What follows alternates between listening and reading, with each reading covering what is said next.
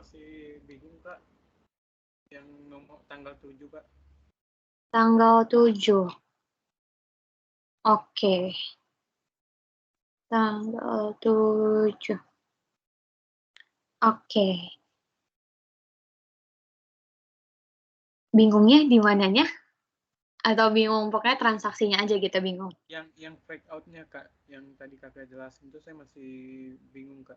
Yang katanya kan dia harusnya bukan kembali ke perusahaan lagi ya barangnya. Betul, oke. Jadi gini, kalian itu kan tahu freight yang maksudnya ongkos kirim itu kan 2 ya. Ada freight out, freight in dulu deh, freight in dan juga freight out. Nah, freight in itu adalah biaya yang ketika inventory-nya itu masuk ke perusahaan. Jadi contohnya kayak biaya angkut pas kita beli barang. Kalau freight out itu adalah biaya angkut ketika barangnya keluar dari perusahaan, yaitu pas kita jual. Ya, jadi ini pas inventory masuk, pas inventory-nya keluar. Nah, di tanggal 7, ini itu kan barangnya sebenarnya masuk lagi ke kita, ya kan? Karena pelanggan kita itu ngembaliin barang nih ke kita. Cuman, ini itu bukan barang masuk yang akibat kita beli, tapi barang masuk akibat pelanggan kita itu retur barang ke kita. Jadi kalau misalkan freight in, itu idealnya adalah inventory masuk akibat pembelian. Freight out juga sama, inventory keluar akibat penjualan. Ini adalah kondisi idealnya. Tapi kalau di tanggal 7, itu kan barangnya masuk ke kita bayar ongkir, tapi sebenarnya bukan barang masuk akibat pembelian, tapi akibat si pelanggannya itu balikin barang ke kita. Ya kan? Nah, kalau misalkan kamu pakai freight in, mungkin kamu mikirnya ada kayak, oh ya udah kan barangnya masuk, berarti pakai freight in gitu. Nah, nggak boleh pakai freight in. Kenapa nggak boleh pakai freight in? Karena freight in itu adalah biaya ongkos angkut yang terjadi ketika inventory masuk dalam pembelian barang. Nah, sekarang bukan pembelian barang. Sekarang itu kan akibat retur penjualan. Makanya kita bukan pakai akunnya freight in, tapi tetap freight out. Walaupun freight out itu artinya adalah inventory keluar. Nah, tapi ini tergantung juga sama dosen ya. Jadi kalau misalkan ada case yang kayak gini, itu kalau misalkan lab dia freight out, tapi bisa juga kalian pakai akunnya miscellaneous expense atau mungkin delivery expense gitu. Jadi kalau untuk dosen itu balik lagi ke dosen kalian jelasinnya pakai dimintanya kalian pakai akun apa gitu. Jadi dia walaupun barangnya masuk lagi ke perusahaan nggak boleh pakai freight in. Kenapa nggak boleh pakai freight in? Karena itu bukan inventory masuk atas pembelian, tapi itu inventory masuk lagi ke kita akibat retur penjualan. Makanya tetap nama akunnya itu freight out, bukan freight in. Gitu. Masih bingung? Oke, Kak, saya ngerti. Terima kasih, Kak. Oke.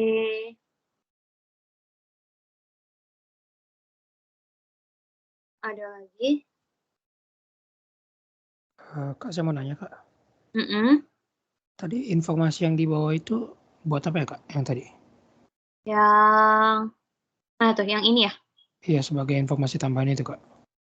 Itu untuk kamu hitung COGS di income statement parsialnya.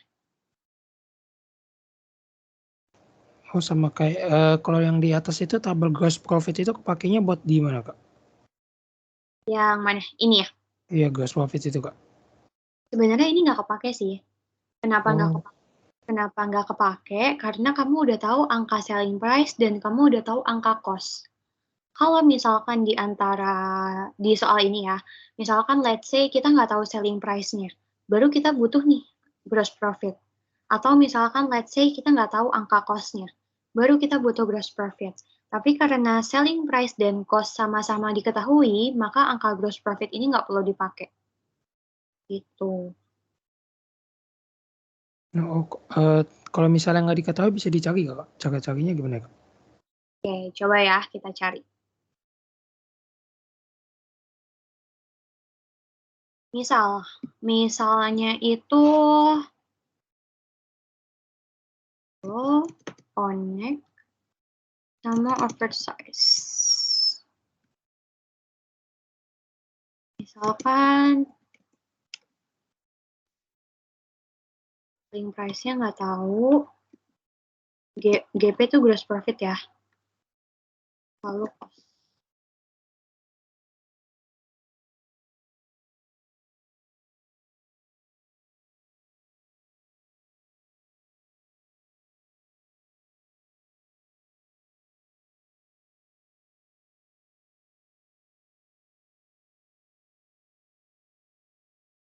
Sini ya?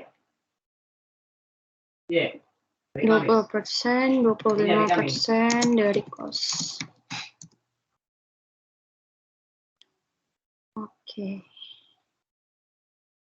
Oke, misalkan kita pura-pura nggak tahu selling price, jadi 29, 12, dan 25-nya kita nggak tahu. Nah, cara carinya adalah, pertama gini, kamu ada yang pernah tahu rumus ini?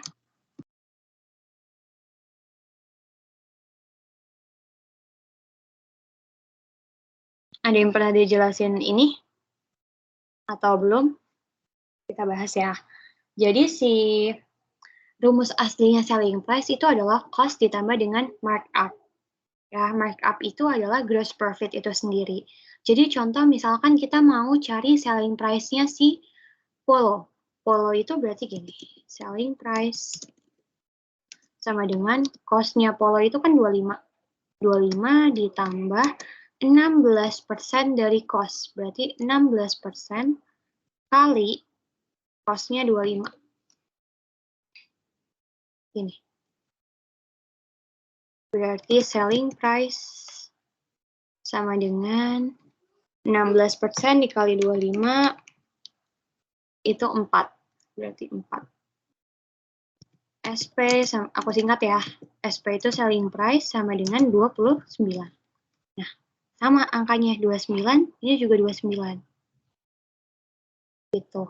Jadi cara-caranya kayak gini. Sama untuk perlakuannya kayak misalkan Onek. Onek, misalkan kita mau cari SP-nya Onek.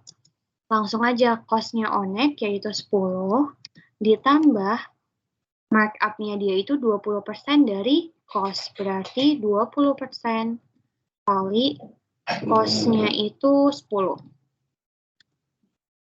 Berarti SP sama dengan 10 ditambah 0,2 kali 10. 0,2 kali 10 itu 2. Berarti SP sama dengan 12. Sama ya, ini SP-nya 12, di sini juga 12. Nah, misalkan mau cari lagi SP-nya oversize, berarti SP oversize sama dengan cost-nya oversize itu 20, ditambah markup-nya itu 25%, kali cost-nya oversize itu 20.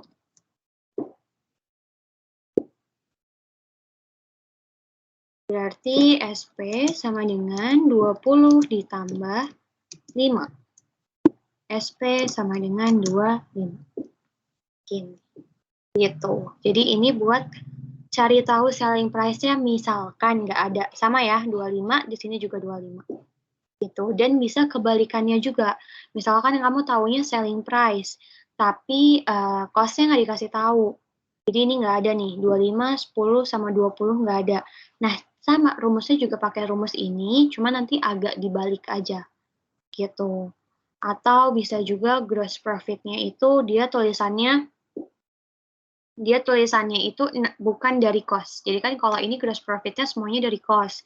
Bisa aja nanti informasinya itu 16% dari selling price. Gitu. Kalau misalkan cost-nya nggak dikasih tahu, biasanya nanti informasinya itu gross profit-nya 16% dari selling price, 20% dari selling price gitu.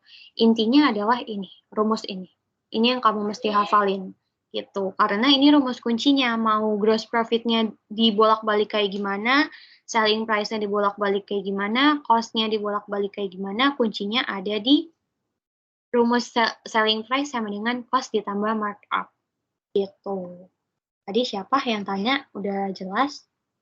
Oh, udah Kak, udah jelas. Kak, mau nanya Kak, tadi kalau yang informasi tambahan itu nanti dipakai boleh di ending inventory ya Kak? Betul. Berarti kalau misalnya nggak diketahui itu kita cari sendiri ya Kak, dari atas ditambah kurang gitu ya? Iya, betul. Oke, makasih Kak. Oke. Kalau misalkan nggak dikasih tahu berarti manual ya, kamu hitung sendiri. Jadi kamu tahu nih persediaan beginning-nya atau persediaan awalnya dari sini. Nah, terus kamu hitung per transaksi. Misalkan kita jual berarti berkurang inventory-nya.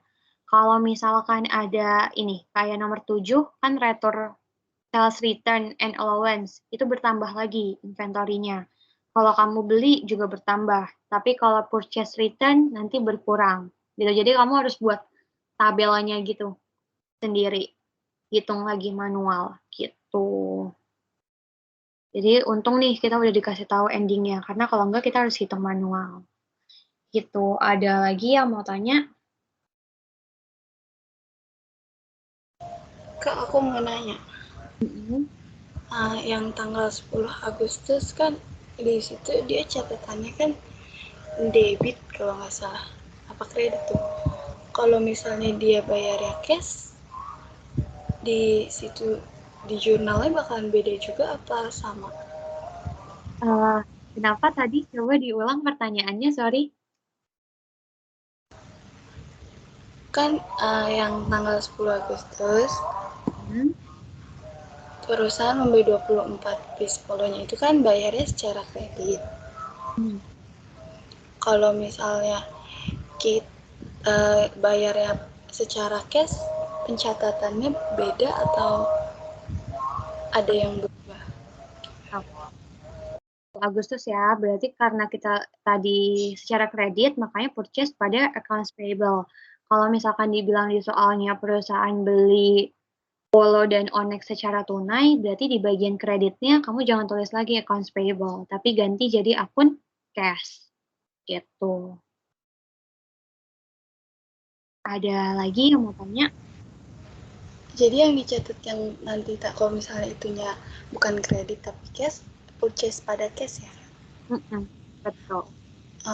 Kalau misalnya itu kan berarti cashnya kan sama-sama di kredit tuh, dua itu bisa digabungin nggak? Iya, bisa. Jadi kamu bisa mau jadiin satu kayak gini, misal ya. Misal kamu mau buatnya kayak gini.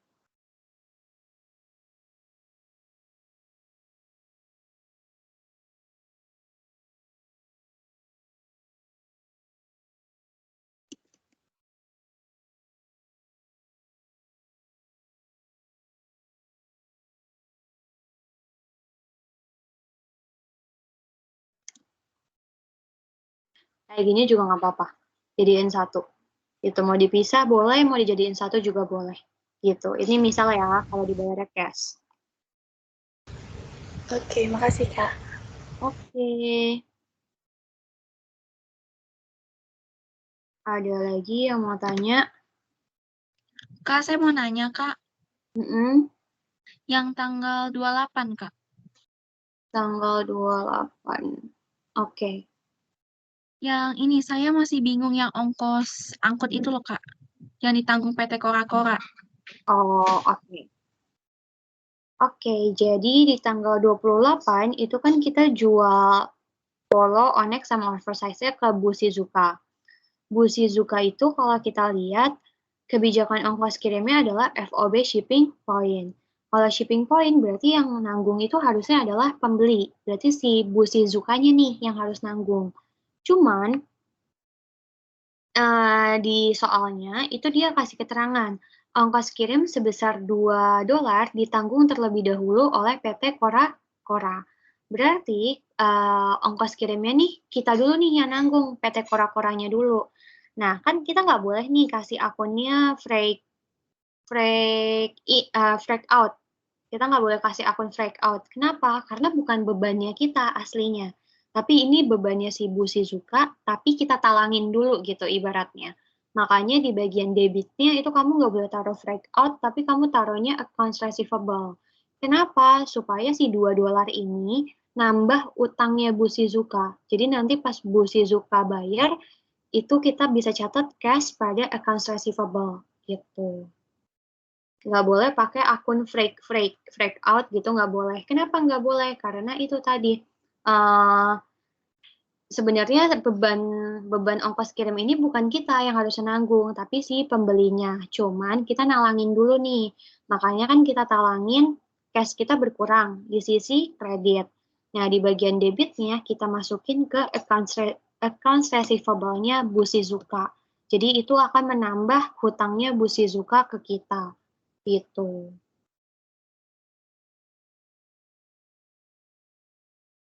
Oke, Kak, makasih, Kak. Oke. Kak, aku mau nanya, Kak. Mm-mm. Yang tanggal 20 itu kan perusahaan mengembalikan 3 pieces polo yang dibeli dari PT Makmur pada 31 Juli ya. Nah, itu kalau nggak salah tadi akunnya accounts payable pada purchase return and allowance ya, kalau nggak salah tadi. Mm-mm. Nah, itu selalu accounts payable atau gimana ya, Kak? Soalnya kan nggak ditulis tuh. Dia dulunya itu bayarnya pakai tunai atau kredit gitu, Kak. Oke. Sebenarnya, nah ini juga emang sedikit agak ambigu sih ya soalnya dia nggak kasih kita informasi mengenai pembayarannya. Cuman kita bisa, sebentar, kita bisa asumsi ini dari kayak gini. Di tanggal 20 itu kan dibilangnya belinya dari PT Makmur. Kamu lihat ke atas, ke bagian PT Makmur. PT Makmur itu kebijakan hutangnya adalah 2/15 N/30. Nah, transaksinya itu kan dia bilang di tanggal 20 terjadinya di tanggal 31 Juli. Berarti kalau misalkan di tanggal 31 Juli, baik kita, kora-kora ini beli dari PT Makmur, pasti juga belum dibayar kan. Makanya kita asumsinya accounts payable. Kenapa accounts payable? Karena ini sih, karena ada kebijakan hutang. Tapi ini sebenarnya bukan jaminan juga ya. Bisa jadi walaupun kita beli dari pemasok kita yang dia punya kebijakan utang, bisa aja bukan pembelian secara kredit. Gitu. Cuman asumsi kita karena nggak ada keterangan lebih lanjut, maka kita asumsikan dia punya kebijakan hutang, lalu transaksinya itu terjadinya di 31 Juli, 31 Juli ke Agustus 2020, ke Agustus tanggal 20, itu belum lebih juga dari 30 hari, maka kita asumsikan dia pembeliannya itu kredit. Gitu. Cuman kalau misalkan ada ambigu seperti ini, kamu mau tulis AP atau mau tulis cash juga dia nggak apa-apa sih, kecuali memang dosen kamu udah menginstruksikan nih, kayak kalau ada transaksi yang nggak jelas, tulisnya cash ya, gitu. Atau asumsikan dia kredit ya, gitu. Itu beda cerita ya, kalau kayak gitu. Oke, Kak. Paham. Makasih, Kak. Oke. Kak, saya mau nanya, Kak. Mm-mm. Mengenai tentang biaya ongkos kirim yang kita talangin itu, Kak. Nah, saya mau nanya, Kak. Kan kita ada 2 sistem nih, Kak. Periodik sama perpetual. Nah, misalnya tuh tanggal 28, itu kan harusnya bebannya biaya ongkos kirimnya itu bukan kita yang nanggung kan, Kak. Harusnya si Ibu Shizuka. Namun katanya kita yang tanggung. Nah, ini kan sistem periodik. Kalau sistem perpetual itu sama atau beda, Kak? Oh. Oke, ini Angga ya? Iya, Kak. Oh. Oke. Nah, coba ya kita lihat ke jurnal atasnya dulu. Jurnalnya ini kan penjualan, berarti yang bawah. Nah, jurnal penjualan. Sebenarnya sama juga. Kenapa sama? Kamu lihatnya gini. Intinya adalah itu tuh bukan kita yang nanggung. Kamu poinnya lihatnya itu emang bebannya harusnya kita yang nanggung atau enggak. Nah, permasalahannya di sini itu adalah bukan kita yang harusnya nanggung. Ya kan? Bukan si Kora-Kora kan ya bener. Iya benar. Bukan Kora-Kora yang harus nanggung, Bu Shizuka. Jadi mau dia nanti pakai perpetual atau pakai periodik, dia tetap akan masuknya ke akunnya accounts receivable pada cash tadi. Itu karena nih ongkos angkut juga nggak ada bedanya ya, mau perpetual atau periodik gitu. Jadi buat yang transaksi seperti ini kita yang nalangin dulu dan itu bukan beban kita, tetap masuknya akan ke akun accounts receivable-nya yang punya hutang. Gitu. Oh gitu Kak. Nah kalau kasusnya seperti ini Kak, kita jual nih, maksudnya kita yang harusnya nanggung, tapi kita suruh Bu Sijuka yang nalangin. Nah itu muncul akun Freyout sama akun payable ya Kak? Breakout pada accounts payable, iya benar. Perpetual juga sama ya Kak, dua.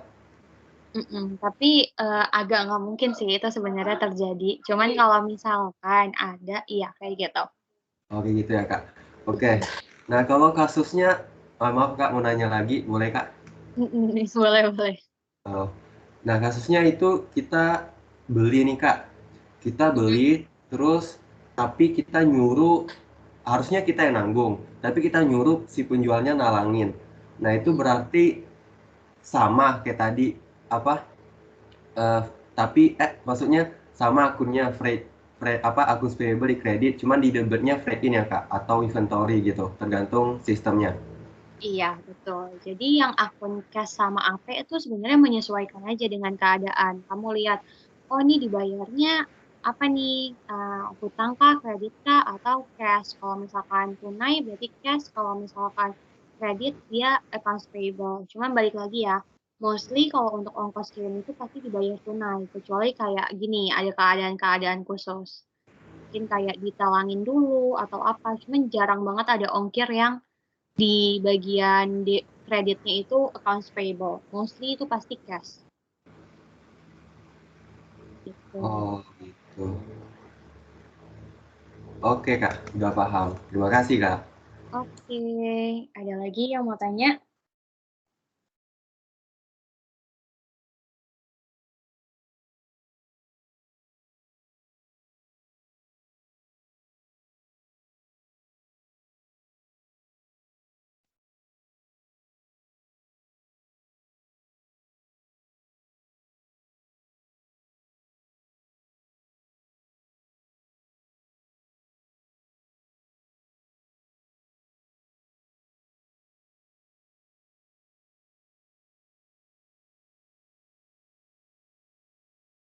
Oke, kalau nggak ada yang mau tanya, berarti kita bisa lanjut kerjain untuk income statement-nya.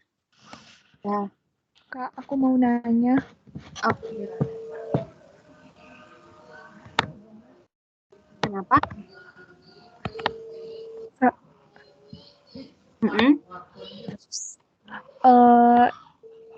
Berarti hanya itu berasal dari informasi tambahan itu atau gimana Kak? Kenapa? Sorry agak kepotong. Income statement itu berasal dari mana nantinya ya Kak? Dari informasi tambahan ya Kak? Inventory. Itu tuh kita bikin manual juga atau gimana Kak? Kalau inventorinya sekarang dari informasi tambahan, tapi kalau di informasi tambahan nggak ada, berarti kamu harus hitung manual. Gitu.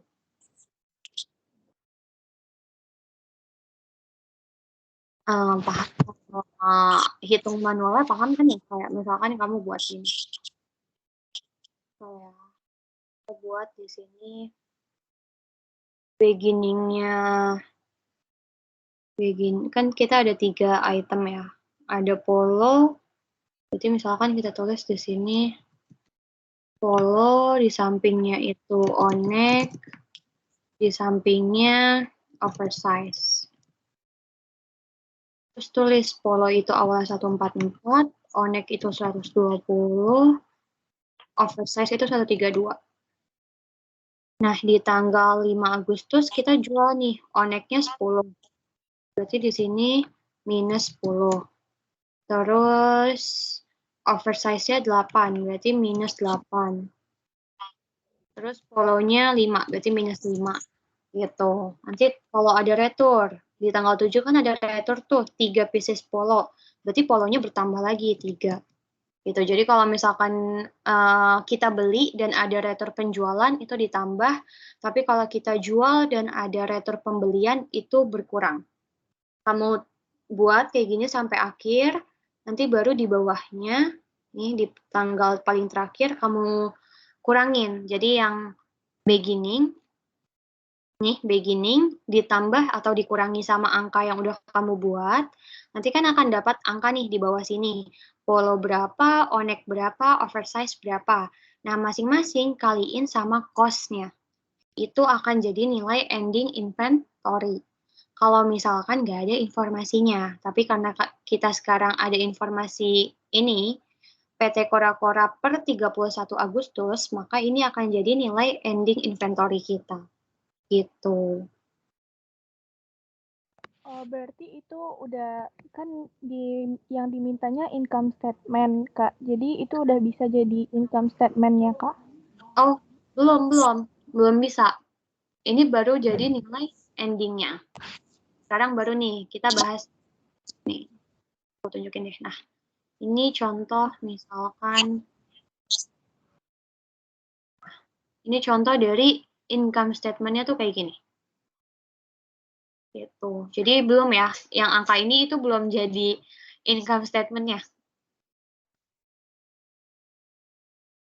Ada lagi yang mau tanya sebelum kita masuk ke income statement? Oke, karena waktunya juga udah jam segini, berarti kita masuk aja dulu ya ke income statement-nya. Income statement-nya aku ganti dulu. Ini PT-nya tadi PT Kora-Kora. Per month ended-nya itu Agustus ya. Di sini Agustus 2020. Oke. Ini sebenarnya enaknya kita bikinnya di sheet lain dulu deh.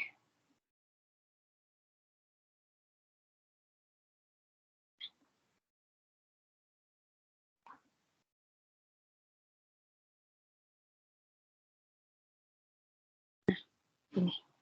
Jadi di sebelah kirinya jurnal yang tadi kita buat, di sebelah kanannya income statement kita. Jurnalnya itu bukan bentuknya itu mostly kayak gini ya pasti. Jadi normalnya kayak gini. Pertama itu biasa kamu buat COP, nama PT-nya apa, nama laporannya apa, dan periodenya kapan. Pertama kita mulai dulu dari sales revenue. Sales revenue itu kamu tinggal tambahin aja semua angka sales revenue yang ada di jurnal. Ya, jadi contohnya ini 465 ditambah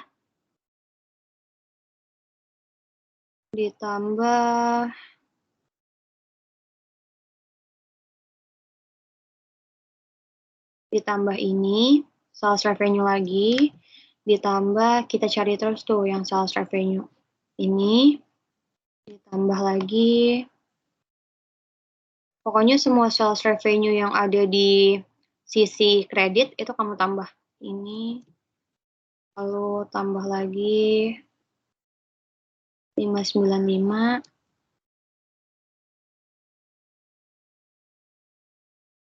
Tambah lagi ini. Nah, udah habis, berarti udah.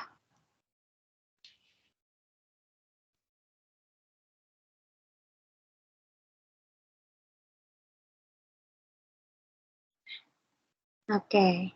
Sekarang dikurang dulu sama sales allowance atau sales return-nya. Lihat, kamu ada nggak di soal sales return atau sales allowance. Lihatnya juga harus lihat lagi jurnalnya. Ya, jadi kita lihat lagi nih. Ada sales return ya, 87. Tambah, lihat lagi ke bawah. Ada lagi nggak sales return? Sales return itu pasti posisinya di debit.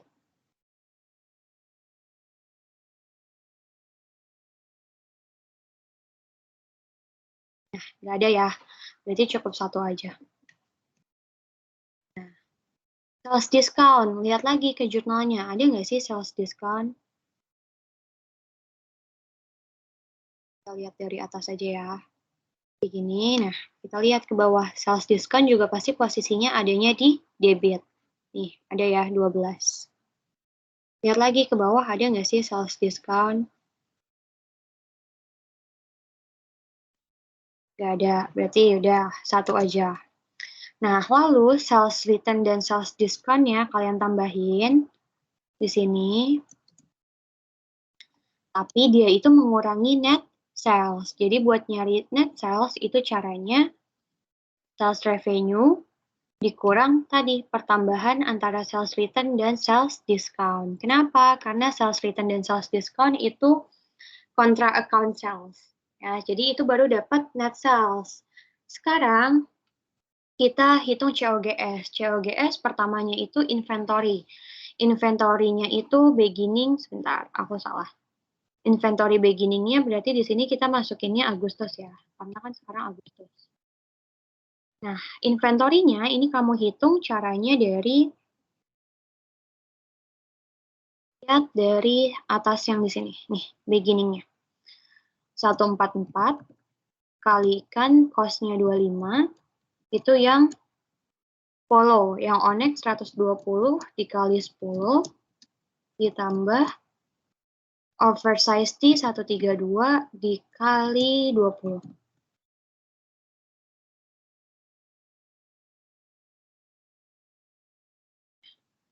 Purchase-nya, lihat lagi ke jurnalnya. Jurnalnya itu, sebentar, ini aku cut aja deh. Purchase itu kita lihat dari jurnal kita lagi. Nah, lihat yang akunnya purchase. Nih, pertama ya, 720.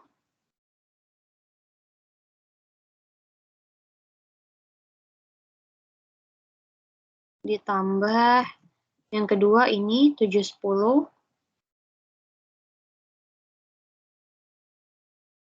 Lagi, oh enggak, ini kan tadi contoh ya, berarti ini nggak usah ditambah. Nah, udah nggak ada lagi, berarti cuman 2. Lalu lihat ada purchase return atau enggak. Mau nggak mau, kamu emang harus start lagi jurnalnya di scroll. Purchase return. Purchase return itu pasti ada di sisi kredit. Nih, 75. Lihat lagi ke bawah ada atau enggak purchase return. Nggak ada, berarti udah 75 aja.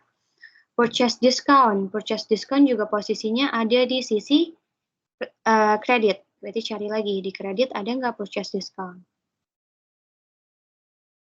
Nih ya, 36.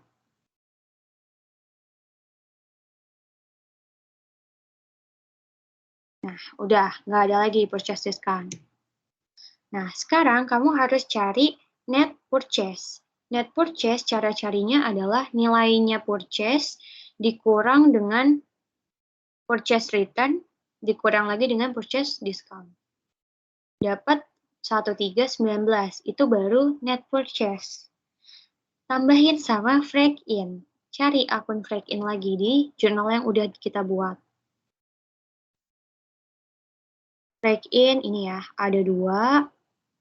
Lalu, sorry. Ada 2.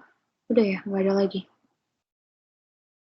Oke, 1.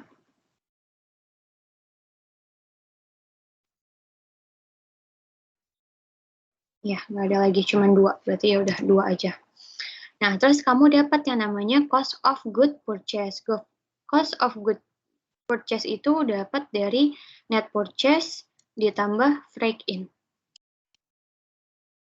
Nah, lalu selanjutnya kamu cari cost of good available for sale. Ini dapat dari mana? Dapat dari beginning inventory.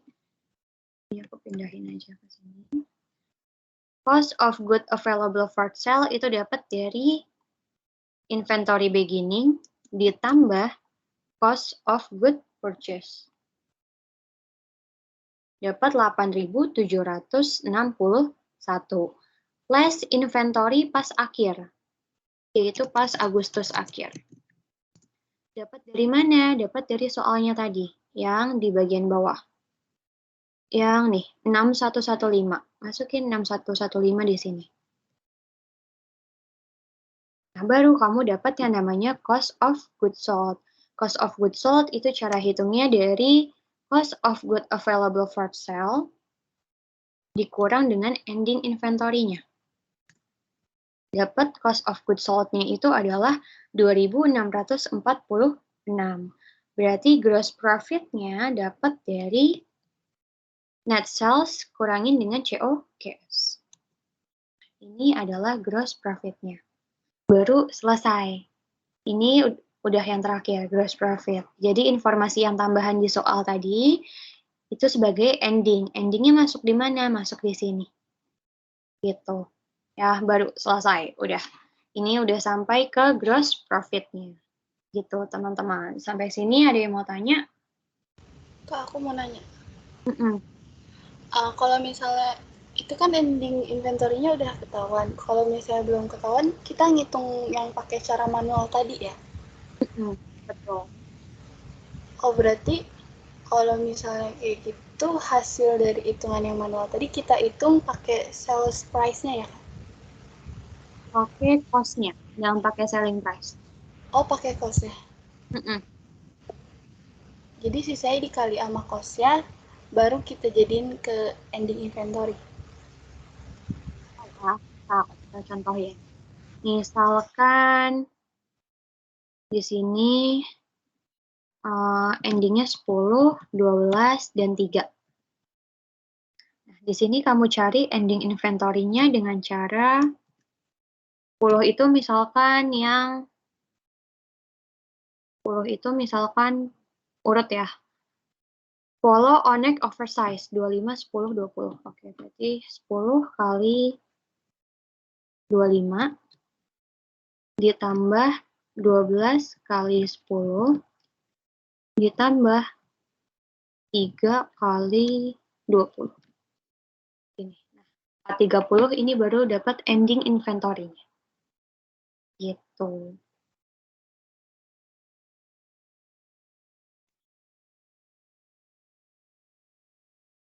Oke. Nah, itu untuk perhitungannya ya. Jadi untuk materi bank reconciliation dan accounts receivable. Karena udah jam segini juga, udah jam 18.30, berarti udah 2,5 jam ya. Berarti untuk materi pertemuan mentoring hari ini, aku cukupkan sampai di materi ini, bank reconciliation dan accounts receivable. Nanti untuk soalnya mungkin kalian bisa, tadi ya, mau di-attach ke file, jadi kalian bisa attach sendiri. Kalau ada pertanyaan, kalian mungkin bisa chat ke Teams aku. Thank you buat semua yang udah hadir. Semoga kalian paham dan dapat nilai bagus di UAS ya. Thank you semuanya. Terima kasih, Kak. Terima kasih banyak. Thank you, Kak. Makasih, Kak. Terima kasih, Kak. Makasih, Kak. Makasih banyak, Kak.